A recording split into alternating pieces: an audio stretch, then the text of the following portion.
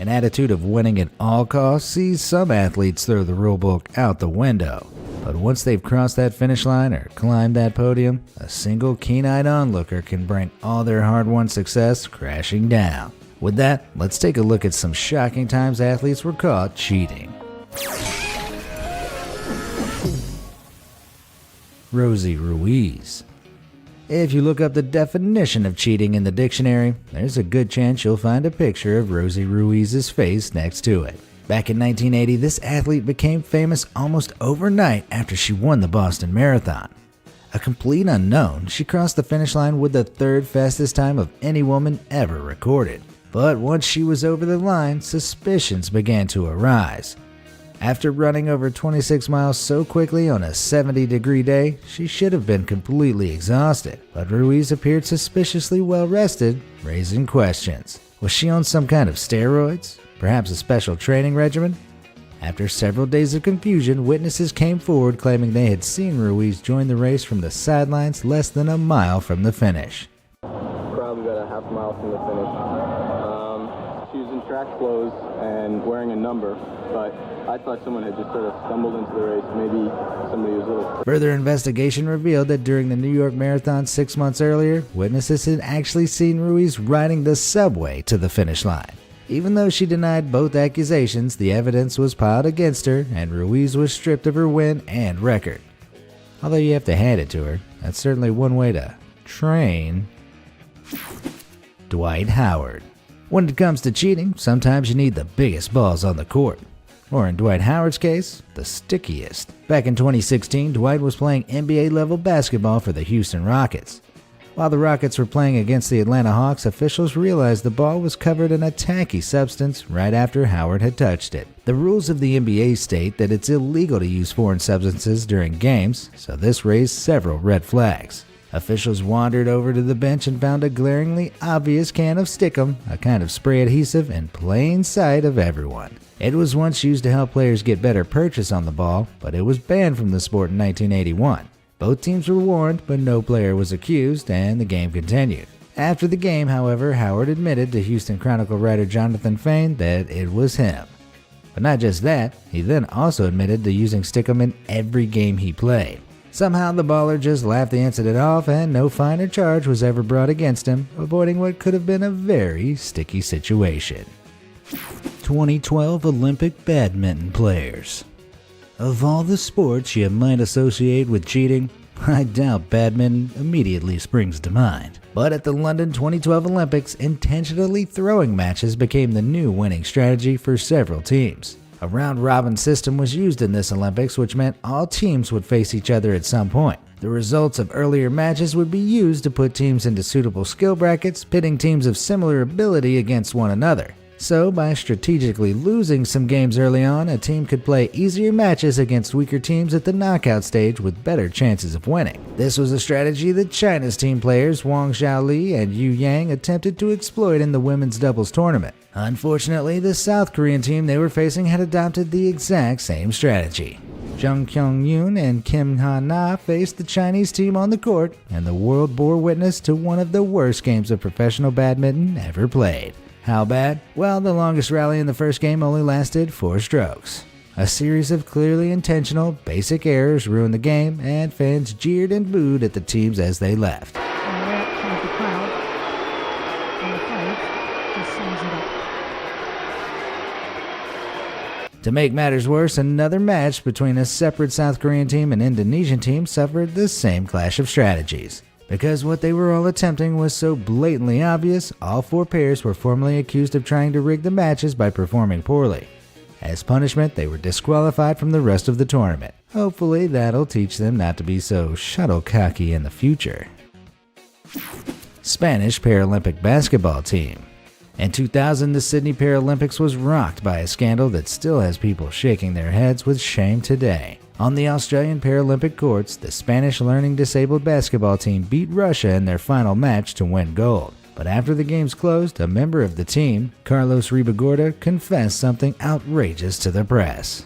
The team was supposed to be made up exclusively of players with an IQ of less than 70, but 10 of their 12 players were actually mentally competent athletes with much higher IQs than the maximum. Apparently, they had all signed up as part of a wider scheme to boost their country's chances of winning. They'd even been provided with fake medical certificates to help them feign disabilities. Worst of all, for 2 years leading up to the Paralympics, they had trained around the world beating disabled athletes. Even with all that exercise, I don't know how they could sleep at night. Shockingly, the mastermind behind the scheme was the president of the Spanish Federation of Sports for the Intellectually Disabled. But he was fined just 5,400 euros after admitting to charges of fraud and embezzlement. Maybe these pieces of work should have competed in the Limbo event instead, seeing just how low they can go. Tonya Harding. In 1994, the world of figure skating became a total media circus after drama struck the ice. The day before the U.S. Figure Skating Championships, title holder Nancy Kerrigan was filmed finishing a practice skate in Michigan's Cobo Arena. But just seconds later, she was screaming in pain on the ground after a man with a police baton attacked her. I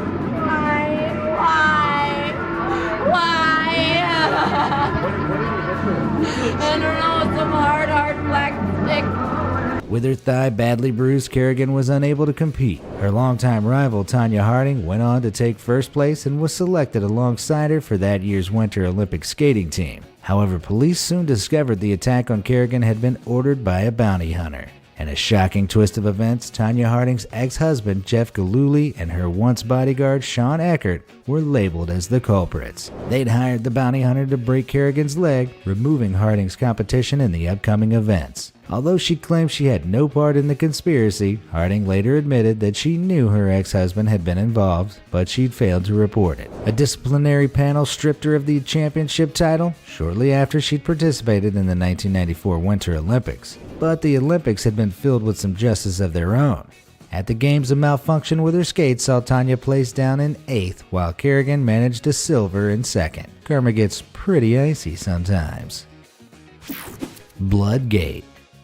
Back in 2009, the world of rugby was shaken to its foundations during the scandal now known as Bloodgate. In a Heineken Cup match between the English Harlequins and the Irish Leinsters, the Harlequins' Tom Williams was suddenly pulled off the pitch in the game's closing moments. He had blood dripping from his mouth and was told he couldn't play on, but the only substitute available was Nick Evans. Nick had also been injured earlier in the game, and under normal circumstances, the rules state that a player can't be subbed out more than once per game. But thanks to an exception in the rules specifically regarding blood injuries, Nick was allowed to hobble out regardless. Fortunately, Nick was exactly the type of player the Harlequins needed at that moment to have a shot at winning the match. It seemed like a bloody good stroke of luck. But as Williams headed towards the bench, the cameras caught him winking to his teammates. Would you be winking and smiling after a supposed injury to your face? Something definitely wasn't right, so the European Rugby Cup set up an investigation into the substitution. They found Williams had been given a fake blood capsule by the team's physiotherapist in order to allow Evans back on at the critical moment. It was an illegal tactic orchestrated by the team's chief executive, Dean Richards, who was accused of 4 similar incidents. Richards, Williams, and the physiotherapist all received bans from the sport, and the Harlequins club was slapped with a £260,000 fine. Worst of all, the Harlequins cheating didn't even bag them the win. To this day, the BBC claims it was rugby's biggest scandal, and I'm inclined to agree. Well, either that or the 2009 alternate away kit designs from Stade Francais. Yikes. Michael Pineda. In sports like baseball, one fumble can be the difference between victory and defeat. But back in 2014, New York Yankees pitcher Michael Pineda simply couldn't get a grip. As his team faced off against the Boston Red Sox, the Major League Baseball pitcher decided to up his game by using pine tar to improve his grip on the ball. He placed a small patch of the sticky substance on his neck, with his plan being to discreetly rub the ball there before throwing it. But not discreetly enough, it would seem. Before long, the Red Sox coach had spotted something afoot and was informing the referee. And funnily enough, at the same moment the coach complained about Pineda, a fan in the stalls could be seen pointing out Pineda's obvious faux pas. After several umpires checked his hands and neck, Pineda was immediately ejected from the game. In the 10 games following, the rules of Major League Baseball state pretty clearly that you can't use foreign substances on the ball, but this wasn't the first time Pineda had been caught cheating like this. He'd used the same pine tar in a previous match against the Red Sox and had even been caught on camera having obviously applied it. Maybe Pineda just wanted to live up to the pine part of his name, but this was hardly a pitch-perfect way to go about it. 2012 Olympic Women Weightlifters.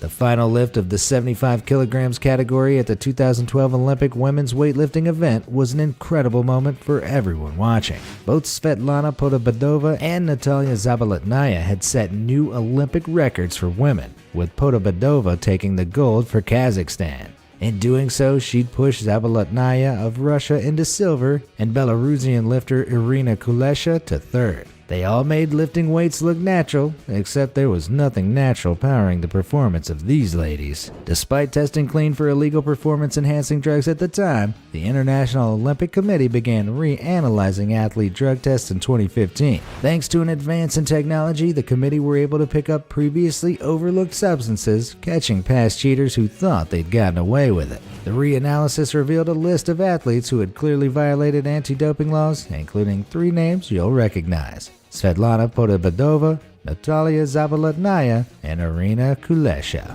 All 3 of the muscle-bound matriarchs were disqualified, stripped of their medals, and had their Olympic records nullified. So even though they were pumped up on steroids, they still managed this all-natural fail.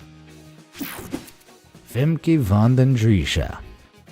While some athletes work to improve themselves, others work to improve their methods of cheating. That was a sad fact that became clear back in 2016 after cycling champion Femke van den Driesche became the first ever athlete to be caught mechanical doping. That's a fancy way of saying she'd hidden a motor in her equipment to make the race easier. She was competing in the cyclocross championships when she suddenly stopped mid-race, claiming there was a problem with her bike. But on closer inspection, officials spotted wires and a battery concealed under the bicycle seat, leading to a motor hidden in the crankshaft. Van den Driesche was able to turn the motor on and off inconspicuously through a Bluetooth button attached at the handlebars. This turned the crank and helped push the pedals at key points in the race. Like here, where on a difficult climb, Van den Driesche was seen easily pulling away from the group with very little effort. When asked to deliver her defense, she claimed the bike belonged to her friend Nico van Mulder. Even though he confirmed her story, the rules at the time stated that the responsibility for the bike was all hers. She was hit with a 6-year ban from professional cycling and a fine of 20,000 Swiss francs, which is just shy of $21,000. Before being stripped of all her previous titles. Guess she should have pumped the brakes on that plan.